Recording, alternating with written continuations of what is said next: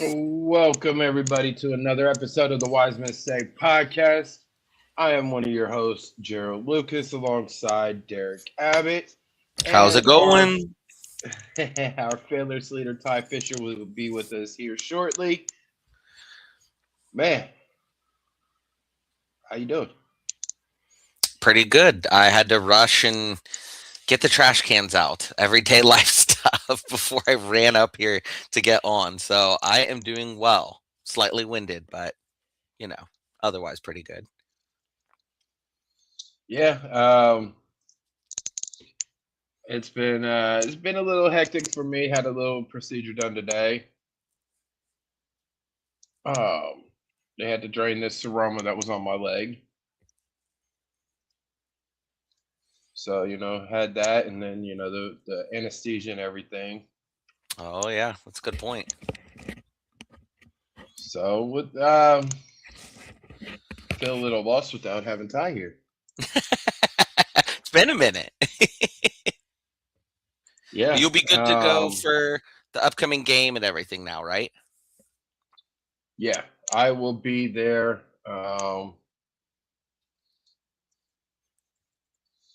I will be there Saturday.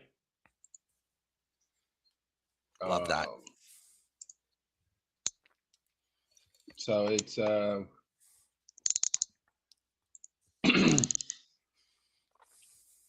yeah, I'll be there Saturday for Christmas. Uh don't want to miss my chance to get another beanie. I Or knew or two or three.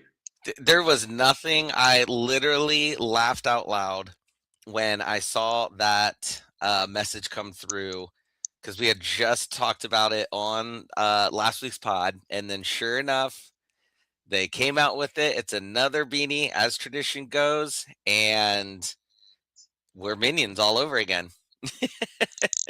But you know what? We go from Minions to Charlie Brown to Goosebumps, and now we're back to Minions. True. So I mean, and I only feel like that's gonna be like that for till we have that little sprint season. Yeah, As it's being reported that looks like every team is gonna start getting a new home and away each year. very Can't wait. excited. Yeah, that'll be really cool because that'll be hopefully it is like the European leagues where I think we'll still see a lot of pretty similar stuff like we do with the current yellow kit whenever we get it back. There's only slight variations, but I still think like the secondary kits are will still be very uh different. Unique is probably the best word for it. And I'm excited for that. I'm not gonna be buying Yeah, two kits every season though, I'll tell you that much. But but you know what I mean. The fact that they're gonna start making more unique kits. I hope. mm-hmm. Um, Looks like Connor said Mensa is going to be at the Sunrise Toast for Christmas. Are you going? Ooh, that was not current. I'll tell you what. There's definitely a possibility of I've not been to one before, but I am going out to dinner on Friday night, and sometimes that turns into more than just dinner. So it'll depend on how I'm feeling on Saturday morning. However, that would be a fun time. It's 6:45, right? I believe so. I thought I saw Can't that say earlier. lower. Can't say lower.com no more. That's true. Yeah. Scott's Miracle Grow Field. We'll have to workshop. I saw some people calling it the Scott, which I kind of liked. I mean, yeah, What was but the it's the still a lawn would be little. better. Meet me at the lawn.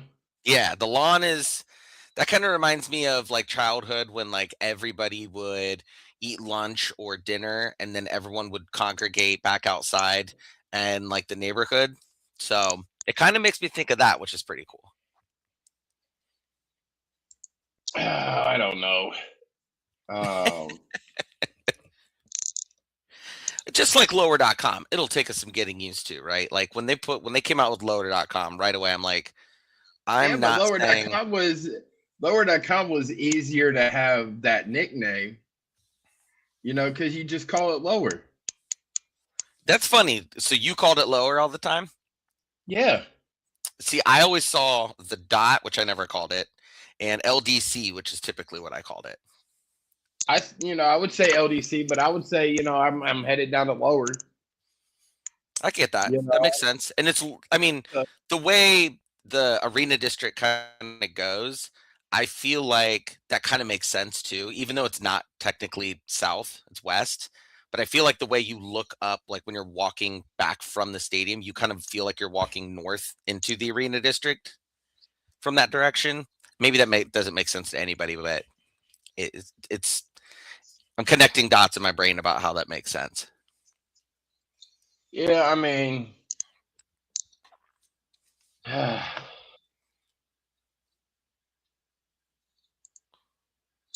I don't know. I can't, calling it to Scott, in people's accent, you might be saying, "Meet me at the shot." Oh, yeah, we don't want that. So I We mean, do not want that type of environment going on in our soccer games. man, I like the lawn. trying I'm to going to try that. just meet me at the field. There you go. I mean, it works for all sponsorships too. We got a little comment war going on between Connor and Andy. Now, guys, play nice in the chat, okay? And Uh, I'm starting to, we'll get to it, but I'm starting to, my positivity meter on that particular player is slowly trickling down. But we'll get into it. all right, so we did have a game over the weekend. Let's see here.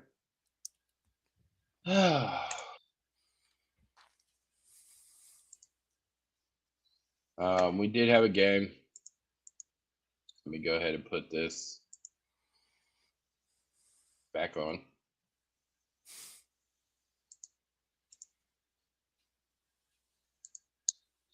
Oh, come on now. There we go. So we did have a game this past weekend. We were down there in Kansas City, Kansas. I thought it was Missouri, but hey. We had a geography lesson last week. Hey, our fearless leader just jumped in. The captain. Oh, captain, our captain. Gerald was a good captain in your replacement, though. I want to give him credit. No, the hell I was. Sorry, I was discussing stuff with my mother. That's important. Hey, I mean, feel free to continue, my man. I'm just trying to catch up. No. Our fearless leader is here. You see the ticker across the bottom. What we're on now. Okay. We haven't. We just started. We haven't even talked about the game yet. All right. We're just starting. Well, I want to do my monologue, but it's okay. Do your monologue. Do the monologue. Let's go. Come on. Yeah. No. Monologue. I can. I'll edit it. I'll edit it into I'll edit it. Yeah, I'll record it and edit it in tomorrow.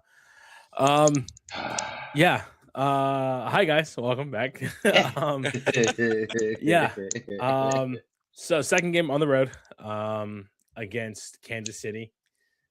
This time, points are split. It was a better showing than last week, I would say.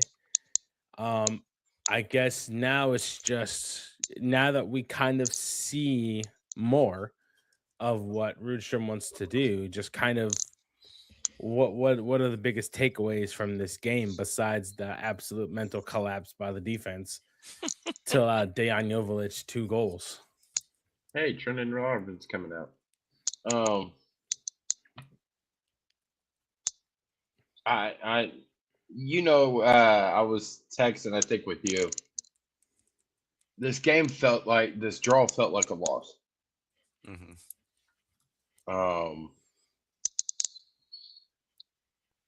It really felt like it felt like a loss to me. Yeah, we split the points. They looked good for 20 minutes. at and then most. they went back to old ways, right? And I think this is going to be something that Rystrom's going to be battling with, is breaking those habits. Yeah. And because the team just seems like at certain points of the match, it just seems like they revert back to Nazism. You know, they hurt themselves, right? And the biggest disappointment for me, I think, is Bangora. There was times that you saw him just jogging when he should have been sprinting, right? Especially after he got dispossessed. Like, bro, get your ass back on your heels and get back on that transition defense, right? So, I mean, yeah, I felt like it was a loss. Yeah, I would agree with that too. I mean, and watching it, I was at an event, but like watching it on my phone and then watching it back later, it, it like Ty was saying, there are times where you can see what we're trying to do. And to your point, Gerald, it definitely feels like you need to break the habits, which I think we talked about last week a little bit, of just what you are used to in Nancy's system is not, it's not one for one anymore. So you can't, again, it's like a mental thing. You just have to like figure out how to be able to get back in these. And it's really disappointing, like with Bangora not sprinting back, because that's exactly what you need to do in this system. Like, you have to be able to immediately get back if the ball's getting dispossessioned, and like that type of stuff is not really a teaching thing per se. Or I should maybe scratch that. That is not a mental thing. That is just lack of hustle. And if you want to make it on this team and earn playing time consistently and really anywhere in the MLS, like, you have to hustle, at all times. Like, this is a league where there's a lot of passing and stuff that goes on. It's not necessarily Premier League where you see, goals about scored every 5 seconds. But at the same time, like, a lot of the nuances of these offenses are, you need to be able to play your part and get back and forth and show the hustle. And so I feel like most of the team did show that. The I mean, yeah, when the defense collapsed, it was just, I literally said out loud, this again, like all over again, like this, we're seeing it again. And so, and I know last week I was trying to be a little more on the positivity train, when I think it was Manny or somebody who was really making sure I knew that I had a lot of positivity going on, because I don't think that that's really the 98% of the team, or of the fans probably wouldn't agree with the positive side of the defense right now. And maybe I need to come back to reality a little bit more on that, of the defense is going to be a little bit of a problem for a little bit here. I feel like a home game to hopefully dispel some of that. But between that and I think, Manny and Connor were talking about it earlier, is just really disappointed in Gazdag so far, because I feel like he's had chances to do something, and I haven't really seen anything at this point. Um, what do we think needs to happen for this offense to wake up? I mean, we have what, 4 goals in 2 games, and they've come from Rossi and Abu Ali. I saw Connor had said something about Picard looks good, but he just needs to shoot more. But I mean, what do we need to happen for this offense to wake up? Because having just Abu Ali and Rossi to rely on is not going to work this entire season. I'm not here for any Gazdag hate. I'm not here for the Gazdag slander. I mean, it's funny because like when Kucho left last year, we were like, who's going to be our second scorer? And we were all like, I would say disappointingly, like we don't have that secondary person that we have that much faith in. So it's going to be goals by committee. Yeah. And I think we all want a secondary person. So having Rossi and Abou is great in terms of what a lot of teams want to do is have 1 to 2 really good, attacking threats that are going to be consistent from a scoring perspective. But I don't know, like to the point of Picard, I feel like that was a little bit last year when we got to see him play. I distinctly remember a few times that I wish he would have taken shots and he was a little too timid about doing so. I think probably with that, I'll give him a little bit of leeway because I feel like he needs to probably, at least over here, he hasn't seen necessarily a ton of minutes. Like he came pretty late into the season last year, didn't necessarily get a lot of playing time in the grand scheme of the games that he was available. So I'm going to give him a little bit of leeway on that. And I know he's pretty young, but I really hope he shakes out of that because there's certainly the potential there. And most games that he's playing in, he finds himself in a situation to potentially rip some shots. And a lot of them are going to be, somewhere on target based on where he's at. But I mean, I'm not trying to say anything about, I'm not trying to say I don't like Gosdog by any means, but I feel like he has the pedigree of being able to score goals and things like that. And so to not really see a lot of that from last year and even going into this year, and not necessarily thinking that like a brand new system is just automatically going to change somebody, but when you have these other 2 threats that are obviously the top 2 targets from a defensive perspective from the other team, Gazag's going to find himself in these situations where he's going to be able to have a chance to make something happen to get in front of the goal to score.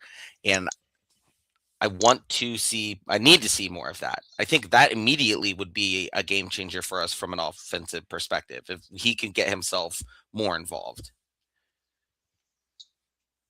Y'all ready? Hit us. I'm disappointed. Gazdag was taken out when he was. Just take a look at it. 5 minutes later, after he's out, we get a PK. That's the man you want taking PKs. I get Ali is a great scorer. Rossi, you all know how I feel about Rossi. But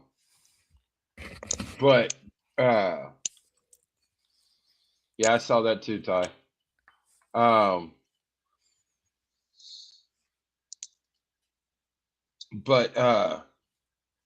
No, I'm disappointed he was taken out when he was because that's the man you want taking PKs. A lot of his goals at Philadelphia came from, from the spot, right? And as far as waking up the offense, I think Max has regressed. Max is not taking the shots like he was 2 years ago. He's not taking those chances. He's, he's going to the corner. He's, doing his little happy feet dance with the cross up, the ball overs. He's tap dancing over the ball and things like that, but he's not taking the shots like he did 2 years ago. And he needs to take more shots because I have a feeling that if he was to take some more shots from those angles, with having 6-7 people in the box, somebody's bound to get a header, or it's bound to come down to somebody's feet and bang a golazo home, right? I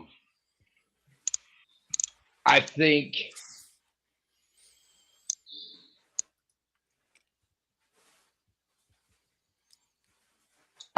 things might change a little bit once Mo is healthy. And I also believe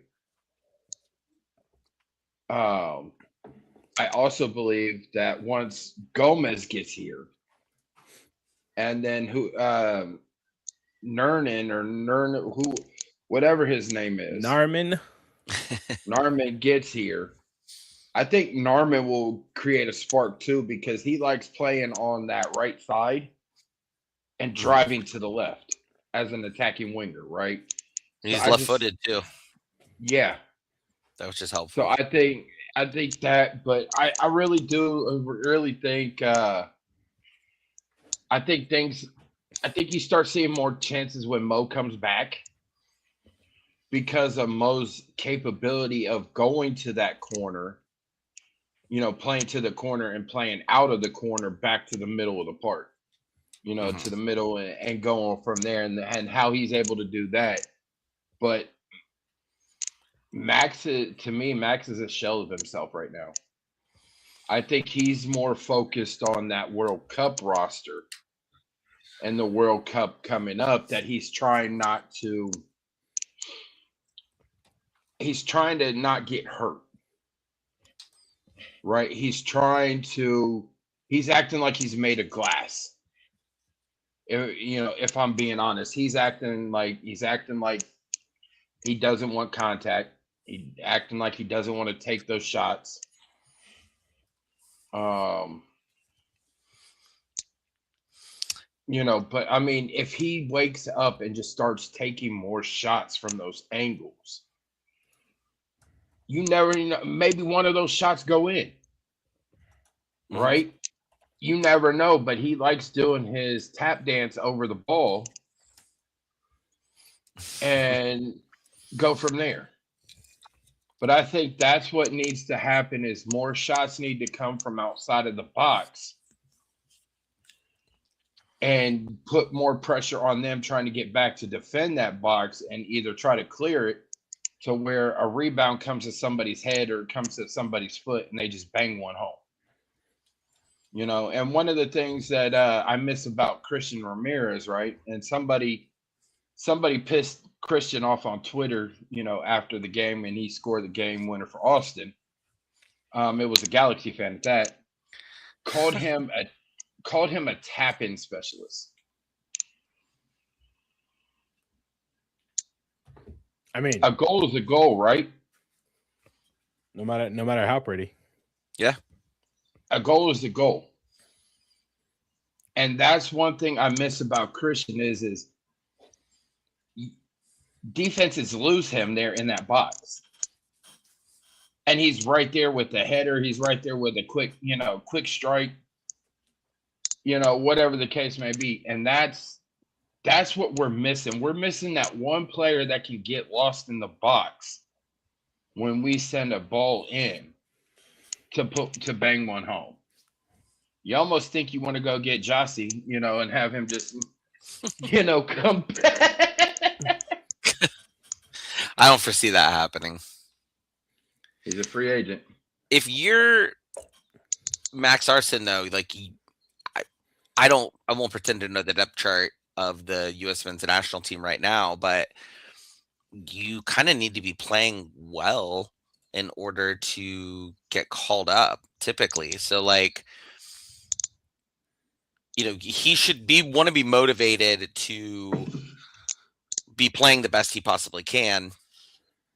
I can understand why people don't want to get injured in these scenarios, but taking shots isn't typically going to result in you being injured, So if you do get a ball, shooting it in, and that's, from a personal perspective, both with soccer and something like hockey, my favorite way to see teams try to score, of course, there's like finesse things you're going to do, and you're going to score, amazing goals that'll be on like Sports Center and stuff. But realistically, I think if you make the goalie stand on their head, if they stand on their head and they block because you've shot it 20 times, that's probably a lot, obviously, but you know what I'm saying? Like, you shoot a ton of shots on goal and he's blocking every one of them.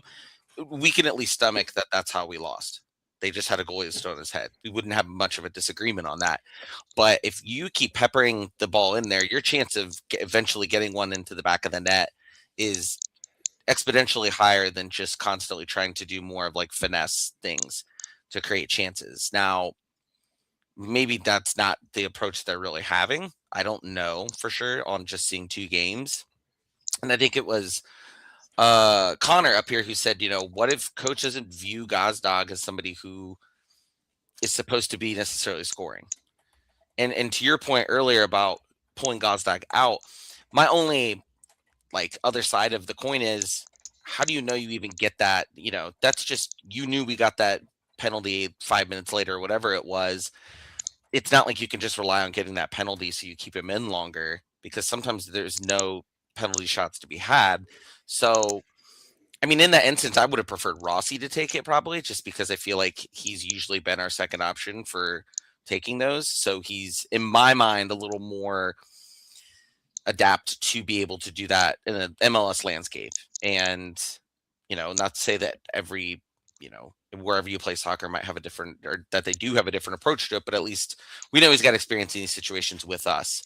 But I saw Andy said in here too about how long is until Mo's back. I saw he was practicing off to the side today, and is that a newer development? You two would know that more than I would. I was at work, so I have no idea. Oh, okay. I didn't know if he had been practicing off to the side the past 2 weeks, or if this is kind of the first sighting of him doing that during a practice session. I believe this is the first sight of him, because when we went the week of Portland, at first it was just Ibrahim Aliou and Moreira. Then I think last week it was just Aliou, and Moreira was back with the full squad. Okay. So I think this is the first sight of him doing something training related with the crew since last year. Yeah, since last year. So I would say the road to recovery is on par for what Rudstrom had said. I think it's still quite a ways, but it's not a ways. Yeah, if we're that not makes talking sense. like September or something. Yeah, no, I'm thinking probably End of April. May. Yeah, end of April, beginning of May.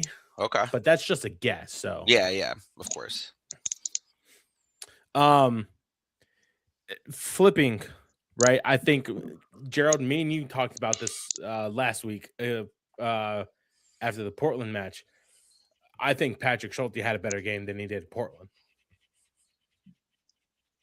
Yes, quite honestly, the two goals aren't really his fault, right? The first one, Dejan Joveljić, just the feint is just crazy work.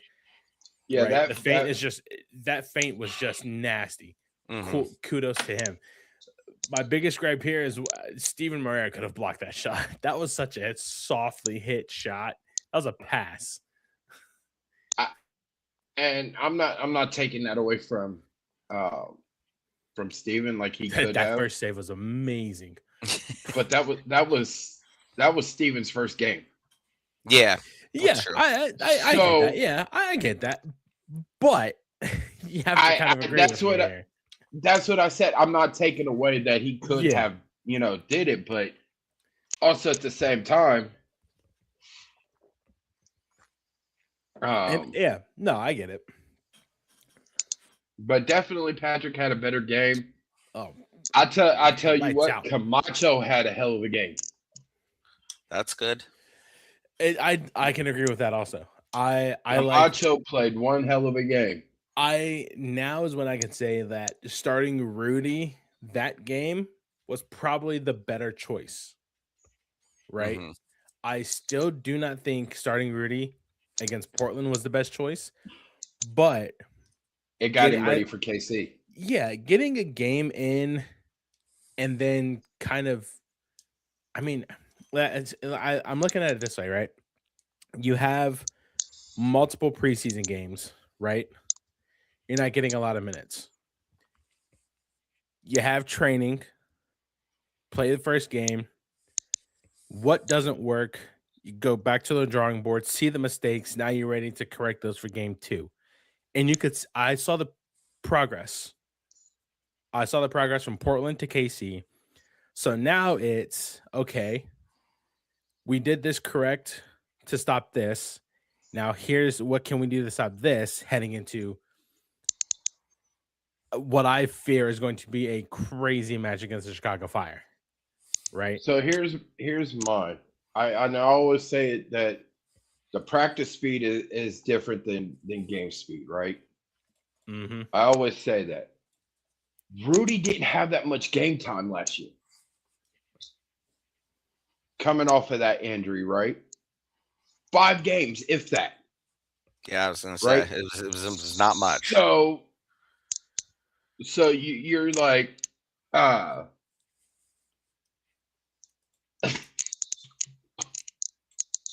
yeah, Ty. Sorry, I was I'm just I know looking what at our you're watching. what?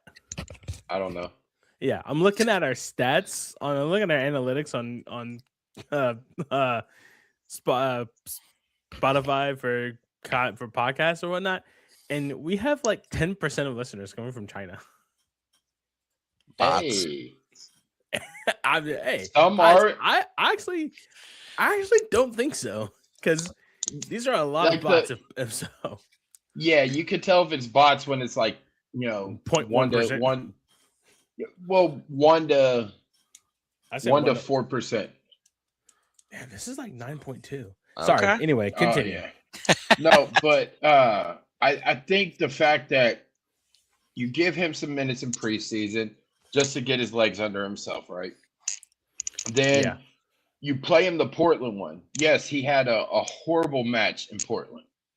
Horrible match, right?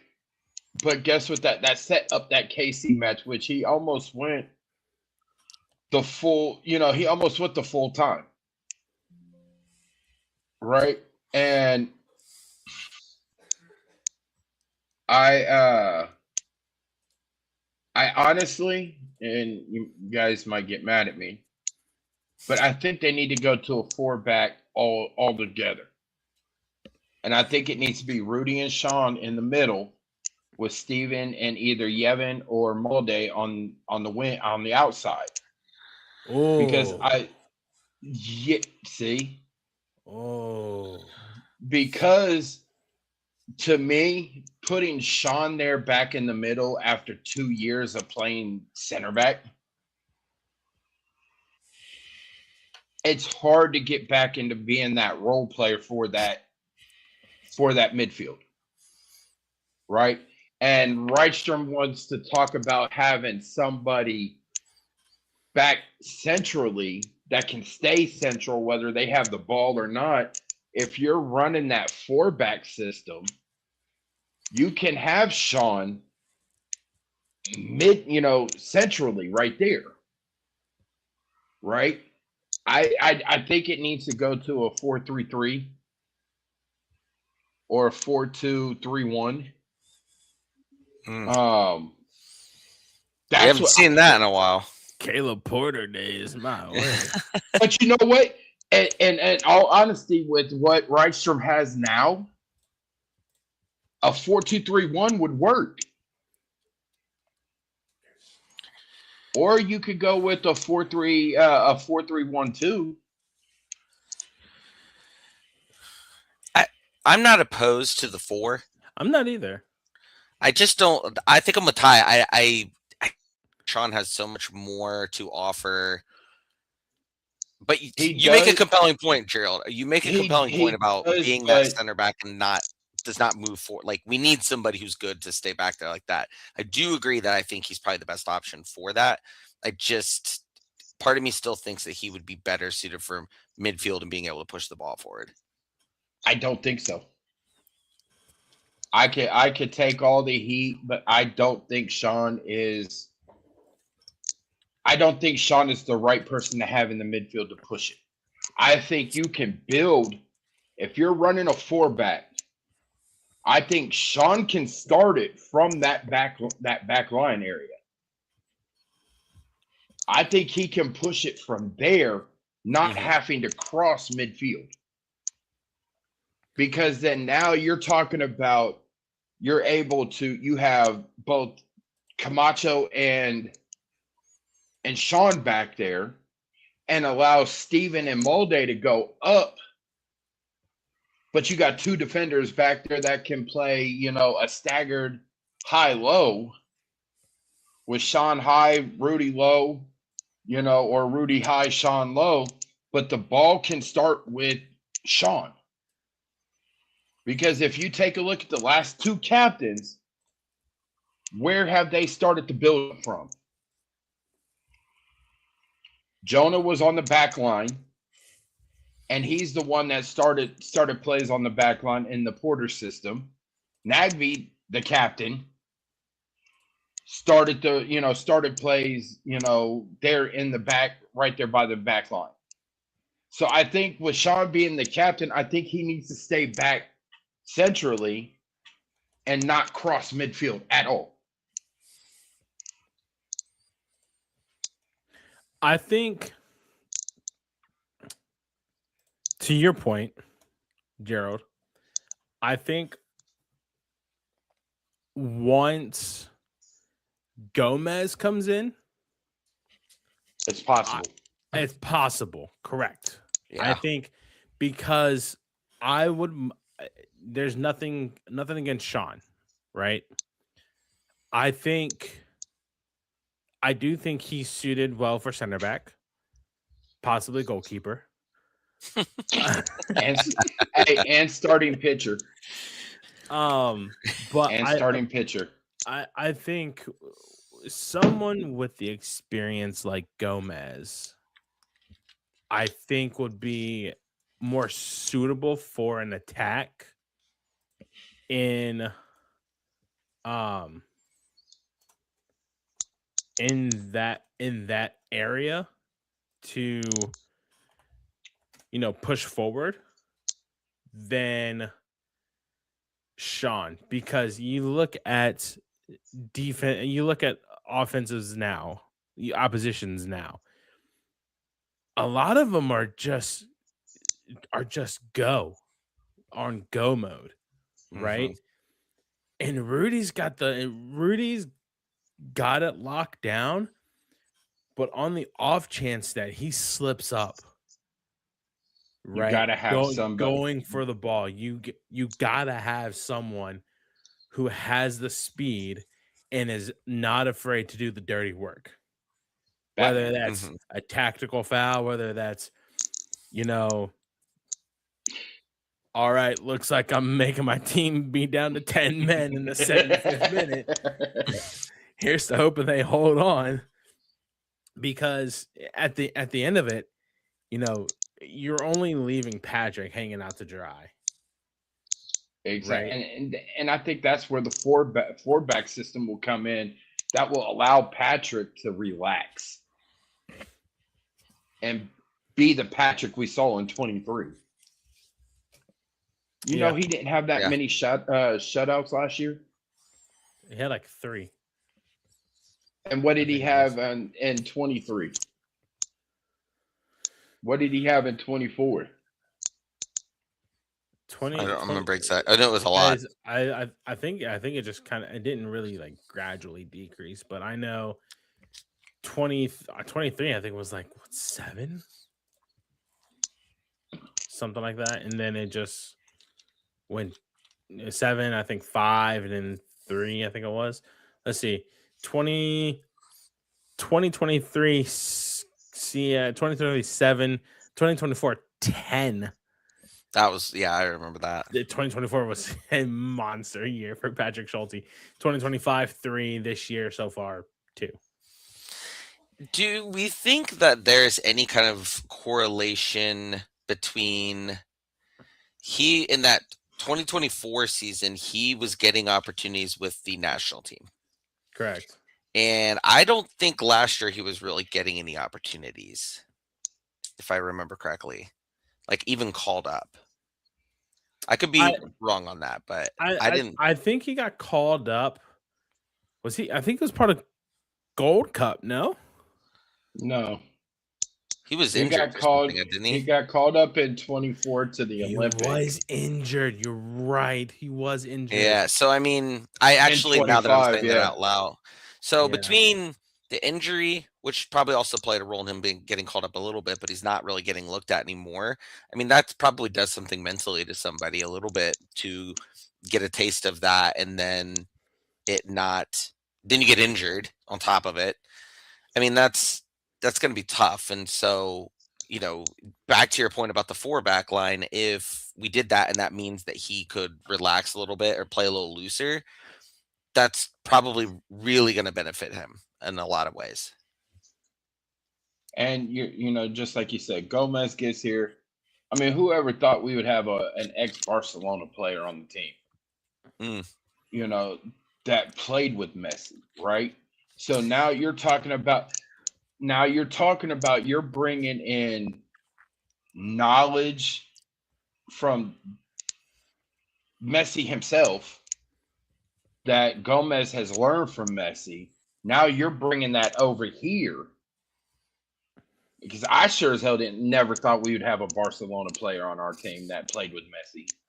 No, because quite frankly, I didn't think that we could afford them, because they want the $2 billion contracts, and we would have to go sell Deshaun Watson's home and all his private masseuses and everything like that just to afford a player like that. Shout out free agency. Exactly. But for him having the experience that he has, it doesn't fill Nagby's shoes per se, but it damn near fills them up. Yeah. Right. Go ahead. And I just think him being there allows Sean to get back to being Sean, allows Patrick to play loose, and allows Rydstrom to where he can change the formations at any time. Once he gets everybody in and acclimated with everybody, that chemistry starts building. Yes, it takes time. To earn trust, it takes time. But my thing is how can you build trust if you're reverting back to old habits? Mm-hmm. Change the formation and help them help themselves. Yeah. I would just want to say real quick that Gomez coming in also, like, we have that experience, or he will be able to instill some of these experience and ideas from Messi. But the counterpart to that is that when we play Miami, he will have a better idea to give to the team on areas where potentially we could be better played against him. And I think that's paramount in being in the Eastern Conference right now, is that you're always going to be kind of looking at Miami as one of the top teams until Messi's no longer here. I mean, I'm sorry, but I know how to stop Messi, because when they played in Cleveland last year, Sean had his ass on lock. Yeah, he didn't do much in Cleveland. That's a good point. He didn't do much. Sean had Messi on fucking lock. And it just was like, you see him running hand in hand, almost like he had his hand in Messi's pocket. Like, wherever you go, I go. Mm-hmm. Right? And that's what needs to happen when you play Messi. But that's for whenever we play right. the battered MLS Herons. But no, I just think it's, once there's more pieces come in, we're gonna start seeing results, and I think it's gonna be a rough one this Saturday, boys. Ty was alluding to his thoughts on it too. Yeah. It's one of those things, like, I gotta get some stuff for tailgating, but I'm tired of going to Walmart because I want beer. And, I don't know what else to do. So, I mean, I have an idea, Gerald.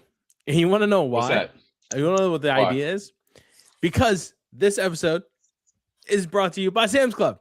If you're looking to save serious money this year on groceries, home essentials, tailgate supplies for crew match days, now is the time to become a member.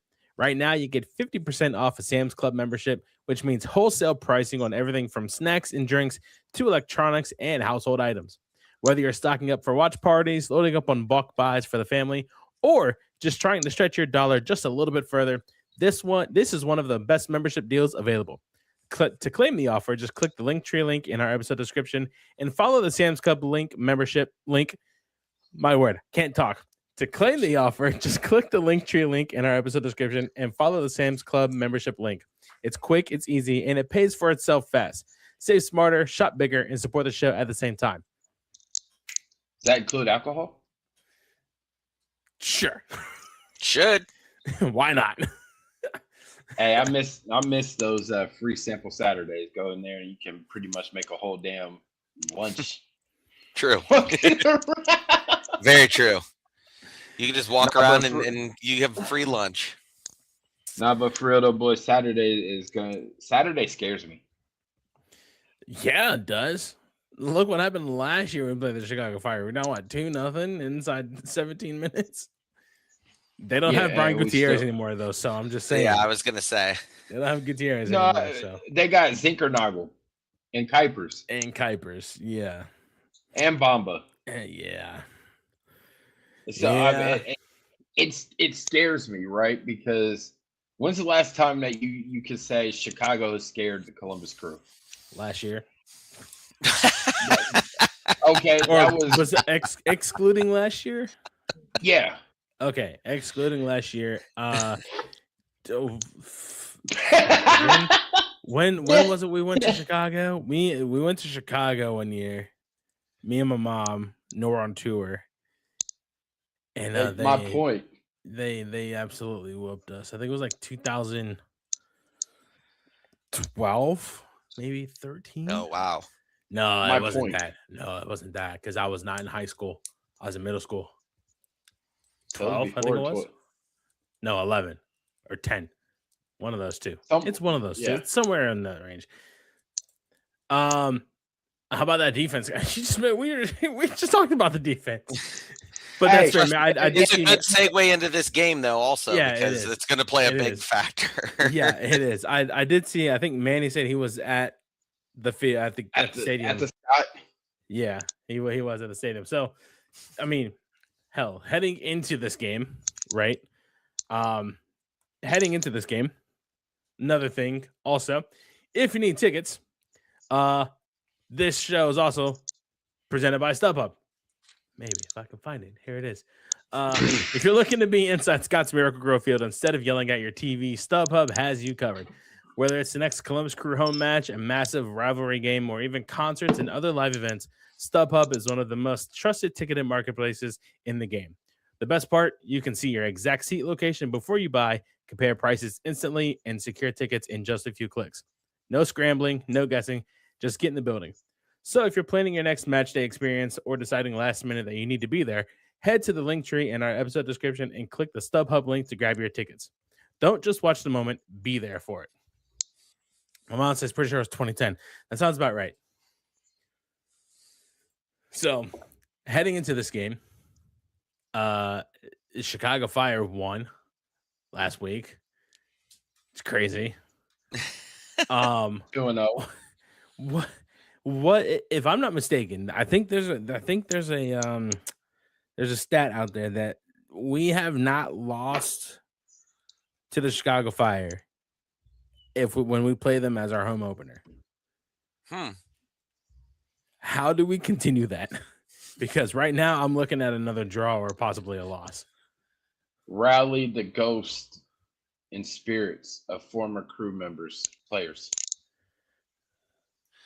Yeah, I mean, I don't know. It will be. I will say this: from a home environment standpoint, it's going to be rocking. It always is for the first game. Yeah, it's for every game, but I mean, the first game you can palpably feel a little more energy in there. We'll all be wearing our Minions hats. Yeah, so that'll be a positive. It will also be at or somewhere around 70 degrees, which is insane to wear a winter hat in that time, but we will be doing that. And, just in general, good weather. And I think that type of stuff goes a long way sometimes in these sporting environments. Like if you get that type of energy and everything going, I mean, for the longest time, especially in this era of our new stadium, it's not last year. We had a few more losses there than what we typically do, admittedly. But I mean, typically teams, no matter how good they are, come in and we do a good job of creating an atmosphere that makes it difficult for them to play in. all that to be said, of course, we will need to see even more improvement from the defense than we did before. Maybe they do roll out a rotation change. We don't know quite yet how quickly coaches is apt to make a change like that in a game, and even lineups and stuff. Like I'm very interested. Still early in the season, but is he going to finally settle into somebody eventually when we get all the pieces in place, or is he someone who's going to constantly be tinkering with it based upon who we play? The positive side of me wants to say that it's still a game versus Greg Berhalter, and I love Greg Berhalter from a crew perspective, but I do feel like his system and what he plays with. Of course, we were just talking about different players and stuff that they have now, but his system he plays with, I feel like, unless he's evolved it more, and I will be the first to admit I have not watched a ton of Fire games, but I've seen the results and stuff. But I feel like if you have this wrinkle on Nanti's system, that's where you might be able to catch them, is throwing something at them that they haven't seen before. And my inkling is that we know what the Berhalter system is, and I think having a little bit more of a newer, evolved way of attacking, especially, can keep you in the running from an offensive perspective. Again, defensive is just the giant question mark for me, more than the rest of the stuff that we've talked about so far. Well, fellas, real quick, we are getting a mustard catch-up game. Oh shoot, yeah. Yes, that is so awesome. How long has that been? Long time. We're getting a mustard catch-up game. Even though it's black shorts, we're still getting yellow kits, and they're wearing their all red. And Tori Penso is the ref this weekend. Shout out me for posting that. What does that mean? His name doesn't ring a bell to me. Her Tori name? Penso? Yeah, I don't know Chris why. Penso's wife. Really? Yeah. I did not know that. Yeah, she was the ref last year for yeah. What game? Yeah, she was the ref Miami versus Columbus and Cleveland. Oh, really? Okay. Yeah. That was a nightmare for me to get into, so I missed like the first 10 minutes of the game. It's crazy because Columbus, I will never forget this. Columbus has a free kick. Ball, it deflects off the wall, goes back and hits her, falls back to Gazdag. He clips it in. She blows the whistle and then gives Miami the free kick because the ball, I will never forget that. And everybody's wondering, how is that for that? I don't remember that. I'm shocked I don't remember that. Oh man. We were trying to keep it quiet in the press box because that's insane work. I shouldn't be surprised because it's Miami, but still, that's a wild way to do that. Yeah. Yep. Never forget that. Anyway, so just looking at some of this, right? All-time series leaders between this. Goals, Jeff Cunningham. Teams? Yes. Goal, Jeff Cunningham with 13. Ante Razov, 11. This is all-time series leaders between Chicago and Columbus. Jeff Cunningham with 5 assists, 56 shots, 33 shots on target. Fouls committed. Anyone want to take a wild guess at who has the most between the teams? Has to be Chicago. I was going to say Chicago too. On Columbus' side. Oh. Wait, Pedro's... These are all-time leading stats for each side. So Columbus, Jeff Cunningham with 13 goals, 5 assists. So we're talking fouls suffered or fouls conceded? Fouls committed. Oh, yeah. Then I'm going to go with Derek and what he was going to say. Pedro Santos. He played for Frankie Hayek. Frankie Hayek with 32. That makes more sense. Oh my goodness. Fouls suffered. Pedro Santos. No. That's a shock. Jeff Cunningham was 61. Whoa. That makes more sense. Okay. I'm not thinking far enough Win- back. Clearly, Wins in the series. It's Chicago. Well, for Columbus is the player with the most the wins. It's Player both with the- Patrick and Bush with 5 wins apiece. Okay, you saying wins, goalkeepers. Yeah. Okay. Yeah. Gotcha. I'm reading sitting off there of- thinking. You know what? I'm sitting there reading thinking off of wins this, right? total. Patrick's on there. Losses. That's The most player with the keeper with the most losses. Mark William Doherty. Hesmer. Oh, we would have never guessed that. I have no idea. Who that Shutout. is. William Hesmer. Steve Clark All right. with Well, 4. Oh, yeah, that makes sense. Rat tail. Most saves, John Bush, 49. I was gonna go Steve Clark. Goals allowed, Bush and Daugherty, or whatever the fuck his name is, 16. Which Bush? John Bush. Because I don't think Evan has played 5 games against Chicago. I know he's been on the bench. ton. Yeah, I was gonna say he might be all-time leader for games involved in. Now, if you flip over to Chicago's, you got Razov with 11 goals, Armas and Nowak with 6 assists, Razov with 92 shots. Whoever this guy is, 92 shots playing against Columbus. Jesus. Fouls committed. Chris Armas and whoever Brown is with 46 fouls. So playing Columbus, these 2 players have fouled Columbus players 46 times apiece. Holy shit. So, yeah, but I mean, there's looking at match highs. Cucho with 3 goals. Chicago has 10 players tied with 2 goals apiece playing against Columbus.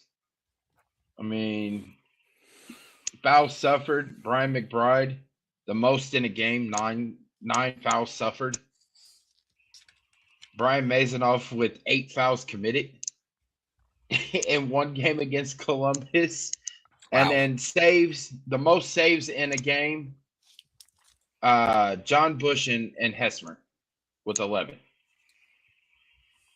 So there's a lot of there's a lot of bad blood between these 2 teams.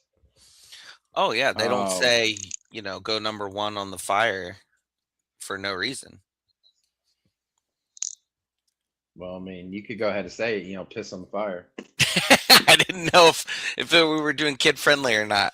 Yeah, people don't chant piss on the fire. It's gone out the window, man. It's gone out the window. We blew right past that. So I mean, there's a lot of animosity between these 2 teams, and Chicago came in the league in '97. Columbus was the first original team in MLS. So I mean, this one's gonna be fun and interesting. Seeing now, Rydstrom comes in, new coach, Berhalter. We already know how Berhalter likes to play, right? But he's got a lot of weapons this year. Yeah. But we are at home, and we don't have to hear that the Chicago fire. That's how they That do. shit gets annoying hearing that there at Soldier Field. Which, by the way, today they broke ground for Chicago's new stadium. So 2028, I will be going to Chicago covering the Columbus Crew when they go out there. I want to see that stadium so bad. That'll be a fun trip. I think Columbus actually pulls a gritty win out this weekend. I did not expect you to go that route at all, to be honest. Damn, this guy's throwing in predictions already. All right, cool. So No, I'm not doing my prediction. I'm just saying I think they have. I think being at home gives them a revitalization with fan energy. Yeah. Because we're not used to this playing 2 games on the road. Before we have Christmas, right? Um, I think hopefully the rain holds off. Um, Our luck last year was not very good, so Wait, actually hold on. was. Wait. Hold on. Gerald, say that again. Nope, I'm not No, doing. no. Say it again. Hopefully the rain holds off. Boom. I almost have the same outfit on too. Look at that. I know, right? Yeah, you almost did. Perfect. No, you do. But- Look how you do. No, you different don't. hat. No, I almost wore that hat, actually. Believe it Yeah. or not, I was very close, and I busted out one of my old ones instead. No, but I think it's going to be a real gritty win. I mean, you got to take a look. New coach, new naming rights on the stadium. Manny said the pitch looks slow tonight, so that might play into Rydstrom's hand, right? Slowing the pace of the ball down, but playing direct at the same time, keeping the fast players of Chicago all, stationary. Because if that ball is not moving, those players ain't running. And we're talking rain today, through Saturday, more or less. I was just looking at those. Go ahead. I think with Christmas though, I think we get a Christmas present. That's gone. 70 degrees. Let's rock. First home game of the season. Everybody's gonna be minioned out. That's true. Let's go. Blue Jackets game, I think, is earlier in that day. Also, for all you fans listening, you have Jackets, you have Crew, you have Arnold Sports Fest. Oh yeah, I forgot about that. So plan your travel accordingly, please. Yes. And show up and be loud. And that's it. To both your points too. Like, it's going to be 70 degrees. All these things are going on in town. Like, it'll be kind of a prelude to what we see in the summer when it's not Blue Jackets, but like sometimes Blue Jackets and the Clippers and the Crew, and you feel that palpable like energy, especially if there's like a concert going on too, like outside of the whole or around the whole arena district. So like, get out. I see the rain. Like, I just looked here. Like, the rain is going to be coming the next few days, but on Saturday there's only a window of like the afternoon till roughly 6:30 of potential rain. I tend to look at that in my past life of being a meteorologist as that could be moved into the morning, even because if that's kind of the tail end of this rain system that's coming through, because we're not seeing much of it the next few days, then like, plan to be out and about. And I think that just inevitably helps everybody get into the spirit. Not that anybody really needs a lot of times any kind of help doing that when it comes to a Crew game on the first and Christmas, but a lot of factors are playing in for us. Did nobody else's shit just crash on them? No. Brother, you both froze on me. I didn't. There was no freezing on our end. You both froze on me, and then all three of our cameras just refreshed for a second. Nope. Oh my god! Oh I promise my I'm God. not crazy. Your computer couldn't handle the positivity we're throwing out here. Clearly, it's used to one of you guys absolutely crabbing the bed with internet, and then Today's you. Anyone want to guess who the match igniter will be? Is it already been told? I don't think so. I don't know.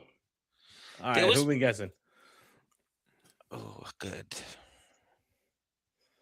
Before we get into predictions, Who are we guessing for match igniter? yeah, It'll probably be like a former player coach, I would think. oh man, you're going right along the idea of what I was gonna say.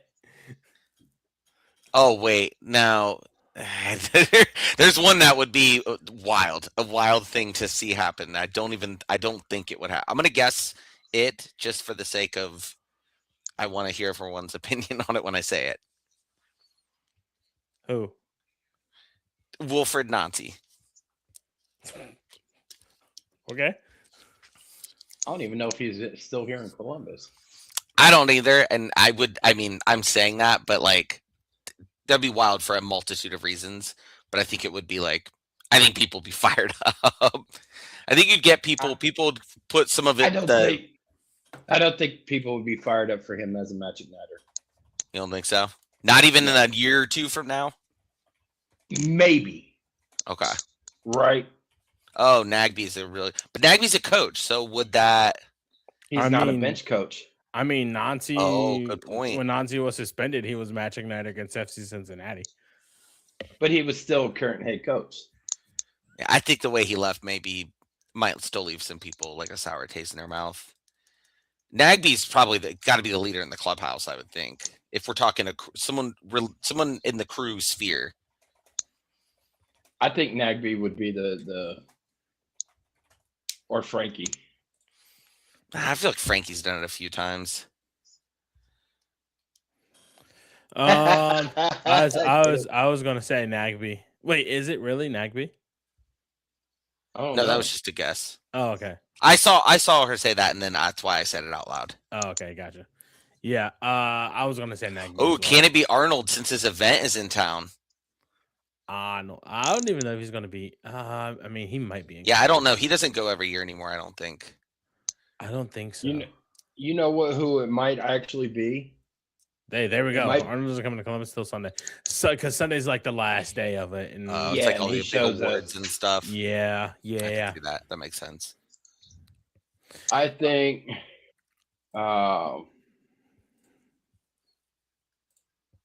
it could be Ted Ginn Jr. You know what? That's not a bad guess because of the Aviators, and they're playing at Historic Crew Stadium. Mm-hmm. There's a lot of synergy there. They were out front a few times last year towards the end of the season, like giving out koozies and stuff. So I mean, they're letting them advertise a little bit to get like they're kind of creating synergy with it. See, there we go. All right, boys. Predictions. Wait, hold on. Yeah, predictions. What predictions for the game? Yeah, I'll go first. I can go first. Predictions. All right. Just to recap, boys, none of us got anything right. I was gonna say last week. We did not do well at all last week. None of us got everything. So we have us three. These were our predictions last week, and this is the standings on the right hand side as of match day 2. So Gerald's still in the lead with 1 point. Me and Derek are bringing up the rear with 0 points. So yeah. What are we thinking for this one? I'm gonna go. This is the window of the first 3 games I was talking about. Okay. So I'm gonna go positive here. Oh my god. I'm gonna go again from last week. I'm carrying it over 3-1 Crew. I think that the environment will play a factor into the Crew playing better. I don't know how it would really. I'm not choosing to think it's going to impact Chicago, but I think the Crew will play better. I think that some of the mistakes that we've seen, they're continuing to tweak. Defensive side, they did collapse, but if you do that once, coach is going to really lay into you probably about not reverting back to what you used to do. Yeah. That's what I'm choosing to believe right now. Okay. And I feel like the small improvements we did see, if that collapse didn't happen, we would have a much different conversation. We'd still have things to nitpick, but we would have a much different conversation in terms of like all these different improvements we want to see from game 2 to game 3. So provided that doesn't happen again, I feel very good about our chances for now. Fair enough. Gerald? All right.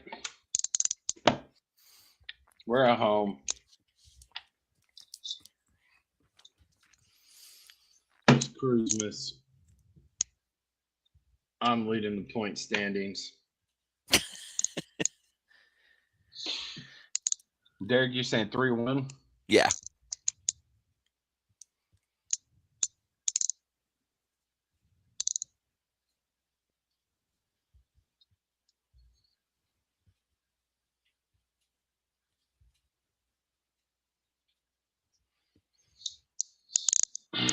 Give me a 2-0 win. Dos a cero. The shutout too. Ooh. I'd be happy with that. I'm going with the 2-0 win. However,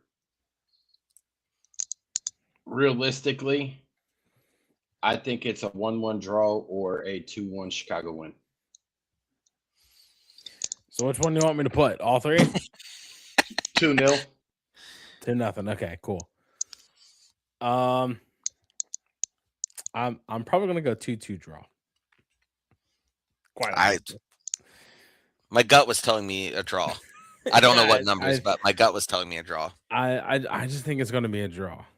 I think Columbus fixes the errors from KC, but I think Chicago just has trouble because they're coming off a high off their win, and I think it's just gonna humble them to earn a point in Columbus. Right?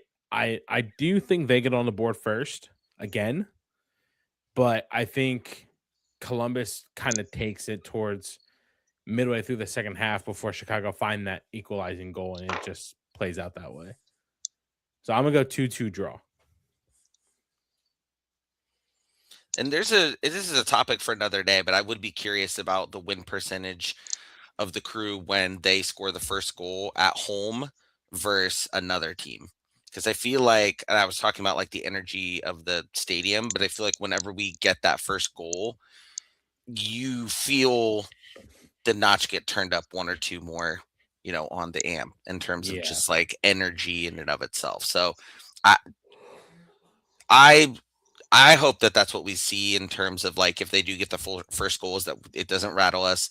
We can come back and take the lead and win the game. But I think getting that first goal is pretty crucial in and of itself.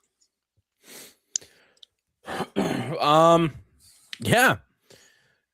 If you guys are looking for anything to wear to the game on Saturday, the official Wisemen Say merch store is now live. Hoodies, tees, mugs, hats. If you want to rep the black and gold, we have got something for you. So go ahead and grab the new drop at the link in the description. Use promo code CRUISEMAS2026 for free shipping on orders of $75 or more. It supports the show, and you look great doing it. That's true. People have said that. People have said that you look better in our merch supporting the team than if you don't. So Zach got his mug, our winner from congratulations, Zach. Our trivia winner. So Zach got his mug. It took a minute because the thing kept saying it was being delivered, or it was being it was on its way. And I messaged him and he's like, "Hey, did you get it?" He goes, "Yeah, I got it."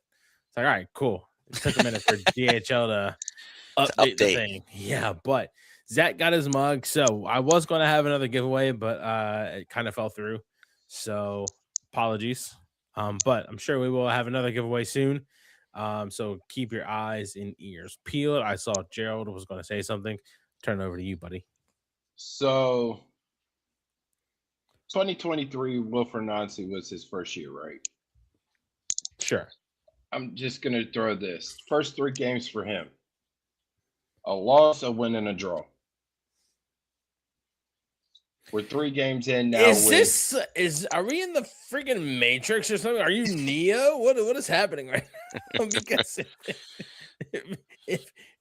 if we win on Saturday, I would love for you to buy a lottery ticket.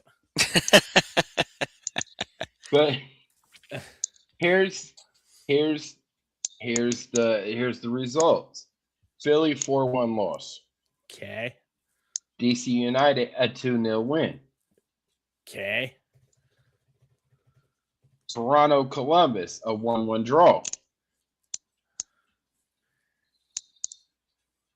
I'm just saying. This guy's Neo, bro. Like, I'm just saying a 2-0 win Saturday against Chicago. I mean, it's,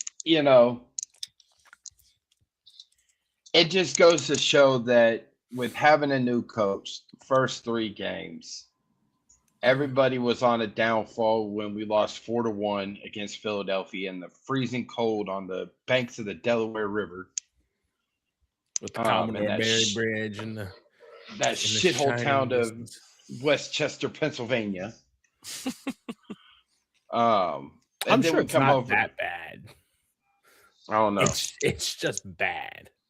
I mean, when you have to circle a block just to find a damn parking spot to get one cheesesteak.